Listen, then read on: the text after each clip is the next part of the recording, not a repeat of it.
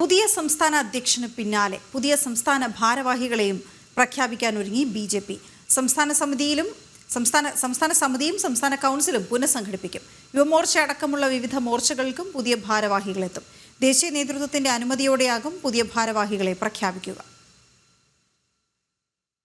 ചുമതലയേറ്റതിന് പിന്നാലെ തിരക്കിട്ട സംഘടനാ ചർച്ചകളിലേക്ക് കടക്കുകയാണ് ബി.ജെ.പി. സംസ്ഥാന അധ്യക്ഷനും സംഘടനാ നേതൃത്വവും. പുതിയ അധ്യക്ഷൻ ചുമതലയേറ്റതിനാൽ സംസ്ഥാന സമിതിയും 140 അംഗ സംസ്ഥാന കൗൺസിലും പുനഃസംഘടിപ്പിക്കും. യുവമോർച്ചയടക്കമുള്ള വിവിധ മോർച്ചകൾക്കും പുതിയ ഭാരവാഹികളെ നിയോഗിക്കേണ്ടതുണ്ട്. ബി.ജെ.പി. മോർച്ച സംസ്ഥാന ഭാരവാഹികളെ നിശ്ചയിക്കാൻ പാർട്ടി കോർ കമ്മിറ്റി യോഗങ്ങൾ ചേരും. തുടർന്ന് ബി.ജെ.പി. ദേശീയ നേതൃത്വത്തിന്റെ അനുമതി നേടിയ ശേഷം പുതിയ ഭാരവാഹികളെയും പ്രഖ്യാപിക്കും. കഴിവ് തെളിയിച്ച നേതാക്കൾക്കും യുവാക്കൾക്കും പരിഗണന നൽകിയാകും പുനഃസംഘടന പൂർത്തിയാക്കുക. ജില്ലാ തലങ്ങളിലെ ഭാരവാഹികളെയും അധികം വൈകാതെ പ്രഖ്യാപിക്കും.